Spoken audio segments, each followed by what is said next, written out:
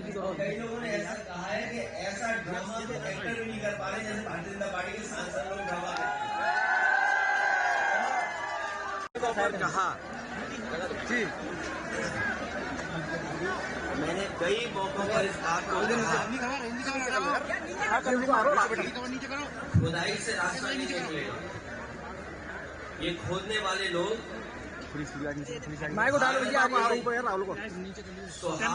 खोदेंगे और पहले भी गलत था, क्योंकि जब हमारे देश में प्लेसेस ऑफ वर्शिप एक्ट पहले से मौजूद है और प्लेसेस ऑफ वर्शिप एक्ट इस बात की पाबंदी लगाता है कि किसी तरह की चीजों में इस तरह के खुदाई के काम न हो।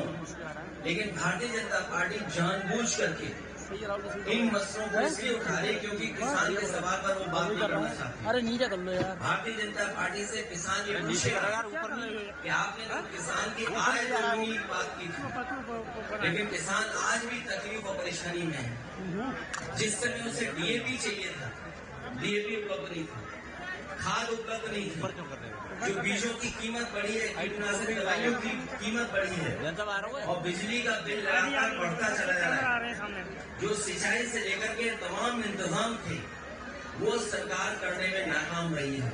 और अगर फसल तैयार भी किसान कर रहा है तो उसको कीमत कहाँ मिलेगी, उसके लिए और जितने बड़े पैमाने पे बेरोजगारी बढ़ती चली जा रही है। 10 साल हो गए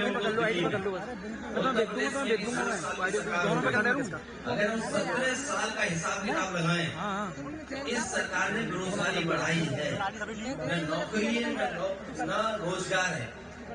इन तमाम सवालों से ध्यान हटाने के लिए जानबूझ करके सरकार इस तरह की खुदाई के कार्यक्रम कर रही है। और आज अगर भारतीय जनता पार्टी के अंडरग्राउंड जो पॉलिसी बनाते हैं, ये पाइपलाइन जो अंडरग्राउंड पड़ती है, उसी तरह भारतीय जनता पार्टी की विचारधारा अंडरग्राउंड अंदर ही अंदर काम करती है। ये बात पहले भी कहनी चाहिए थी।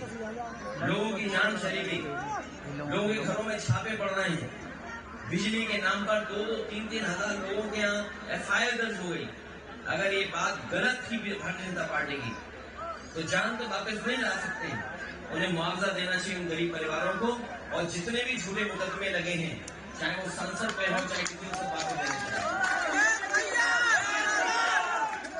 सांसद के खिलाफ करोड़ों की रिकवरी जारी की गई है। संभल में सांसद के खिलाफ बाबा साहब भीमराव अम्बेडकर जी ने हमें संविधान दिया है और लोकतंत्र में ये हमारे लिए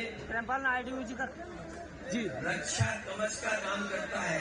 संविधान हमारे लिए, आपके लिए ये संविधान रक्षा करता है। हमें आपको सम्मान देना और जानबूझ करके भारतीय जनता पार्टी अपमानित करना चाहती है। ये तमाम वो लोग हैं जिन्होंने कभी सम्मान नहीं किया संविधान का, लोकतंत्र और बाबा साहब भीमराव अम्बेडकर। जो बीजेपी के लोग, केवल एक नहीं, बीजेपी के सभी लोगों को माफी मांगनी चाहिए। समाजवादी पार्टी आखिर कहां तक जाएगी? समाजवादी पार्टी जनता के बीच जाएगी। इन किसान भाइयों से, नौजवानों से अपील करेगी, माता बहनों से कि भारतीय जनता पार्टी लोगों को हराओ। संबल सांसद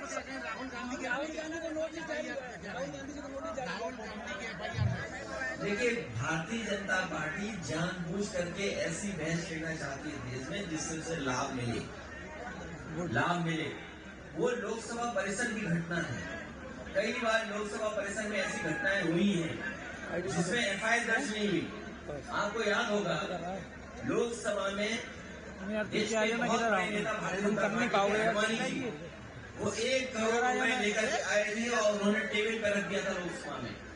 क्या उस समय FIR दर्ज नहीं? प्रेमपाल ने नीचे करो, ये एक JPC के माध्यम से उस पर चर्चा करके जो कार्रवाई करनी है वो विधान लोकसभा के अंदर हुई। लेकिन ये जानबूझ करके भारतीय जनता पार्टी लोगों को डराना चाहती है।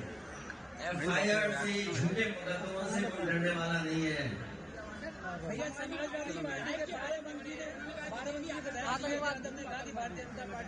आतंकवादी संगठन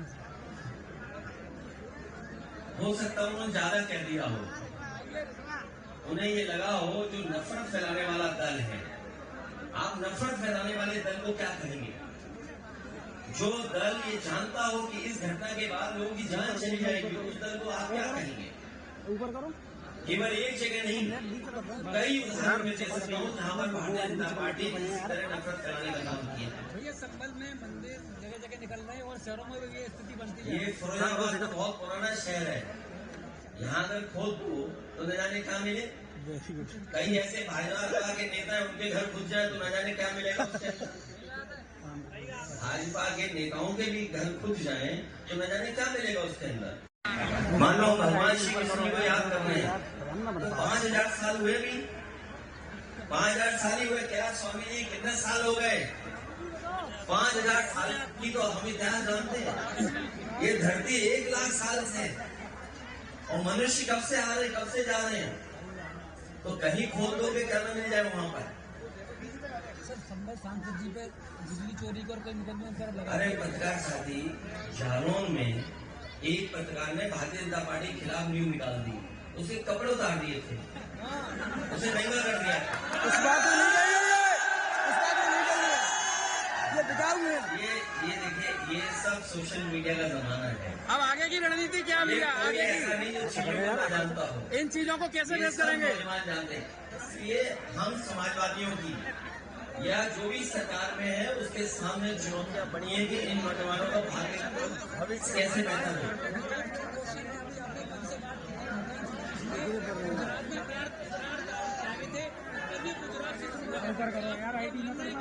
आपका इशारा मोदी जी की तरफ है, योगी मोदी। जो इतिहास है, जो पुराने जो सच्चाई, उसको हम और आप टाल नहीं सकते। तो सही तो बनना। भगवान श्री कृष्ण का ये कार्यक्रम है और मैं चाहता हूँ कि आप लोग भी इसमें रिसर्च करो और जानकारी दो, हासिल करो कि क्या सच्चाई है उसमें। क्योंकि जब भगवान श्री कृष्ण जिसमें प्राण छोड़े, उसी समय से मान्यता है कि कलयुग शुरू हो गया। और वो स्थान जहाँ पे भगवान श्री कृष्ण ने प्राण छोड़े वो गुजरात में है, सोमनाथ के बगल में है। और जिस पेड़ पर भगवान श्री कृष्ण बैठे थे, अगर मैं आपसे पूछूं कौन सा पेड़ था तो बता सकते हो क्या?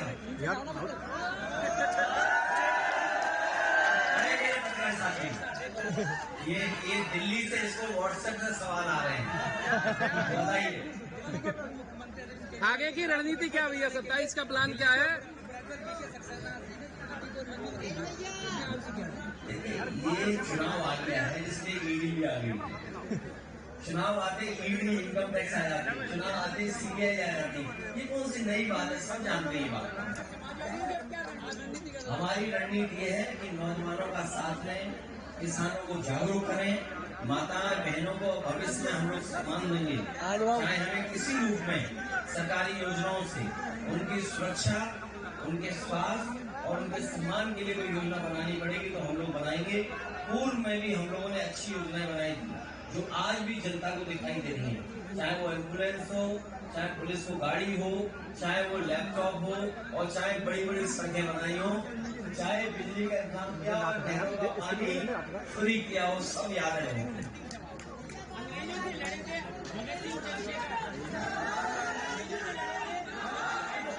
समाजवादी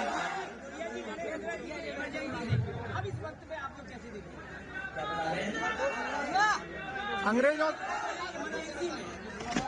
जमाने में चंद्रशेखर और भगत सिंह जी हुए, अब इस जमाने में नहीं, ये लड़ाई लगातार चलती रहेगी क्योंकि भारतीय जनता पार्टी ने बहुत बड़े पैमाने पर नुकसान किया है। ये बातें तो बड़ी बड़ी करते हैं। कल भी अगर हमने आपने सुना होगा क्वेत का भाषण, प्रधानमंत्री जी का क्वेत का भाषण सुना होगा कि न जाने कितनी बड़ी चीजें बता रहे हैं, लेकिन जमीन पर कहाँ है? जमीन पर क्या है? पेपर पूछ ले। अगर 2 लाख हो जाए आगे का पेपर हो, बेरोजगारी चरम सीमा पे। कितना साबित होंगे। हमें बड़े पैमाने पे नौजवानों को नौकरी रोजगार देना है। हमें वो इंतजाम करना है जिससे बड़े पैमाने पे नौजवानों का रोजगार मिले, नौकरी मिले। वो फैसले हम लोगों ने। संसद में इस तरह बहसबाजी हो रही है, धक्का मुक्की हो रही है, सर मर्यादा को लेकर ये सत्ता पक्ष में जो सरकार के लोग हैं उनको सोचना समझना चाहिए था। सरकार रास्ता निकालती है, स्पीकर के माध्यम से अगर कोई ऐसी घटना हुई थी तो सभी पॉलिटिकल पार्टी के लीडर्स को बुलाया जा सकता था, बात की जा सकती थी। लेकिन आप बहानेबाजी देखिए उनको, ये सब जानते हो आप बहानेबाजी थी। और कई लोगों ने ऐसा कहा है कि ऐसा ड्रामा तो एक्टर भी नहीं कर पा रहे जैसे भारतीय जनता पार्टी के सांसद लोग ड्रामा करते हैं। फरक्काबाद वाले तो सर्टिफिकेट वाले सांसद हैं, तो जनता के जीते हुए सर्टिफिकेट नहीं है। फरक्काबाद वाले सर्टिफिकेट से जीते हुए सांसद हैं। हम तो उनसे कहेंगे अगर इलाज दवाई की जरूरत हो तो हम डॉक्टर एक भेज सकते हैं और सलाह